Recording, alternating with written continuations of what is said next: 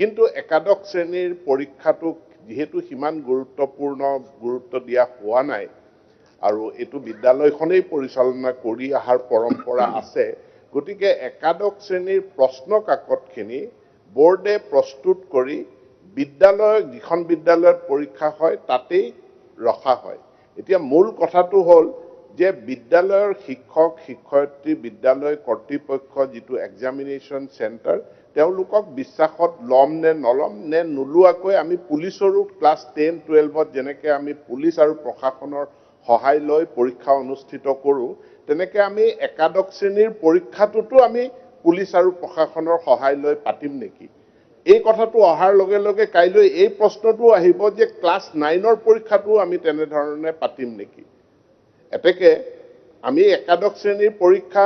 বিদ্যালয়সমূহক আস্থাত লৈয়ে পাতিছিল কিন্তু বিদ্যালয়সমূহৰ পৰাই প্ৰশ্ন কাকত লিক হল প্ৰথম প্ৰশ্ন কাকত যেতিয়া লিক হোৱাৰ খবৰটো মই ক'ত পালো যে আব্দুল ৰছিদ মণ্ডল ডাঙৰীয়া আপোনাৰ গৃহ জিলা গোৱালপাৰাৰ পৰাই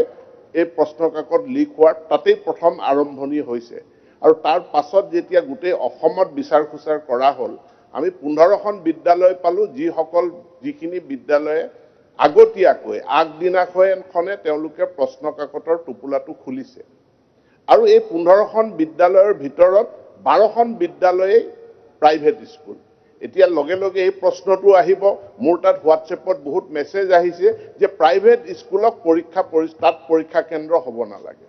আমি চৰকাৰে খুব সক্ৰিয়ভাৱে এই কথাটো বিবেচনা কৰি আছো যে এতিয়াৰ পৰা প্ৰাইভেট স্কুল বা ভেঞ্চাৰ স্কুলত আমি এক্সামিনেশন সেন্টাৰ দিম নে নিদিম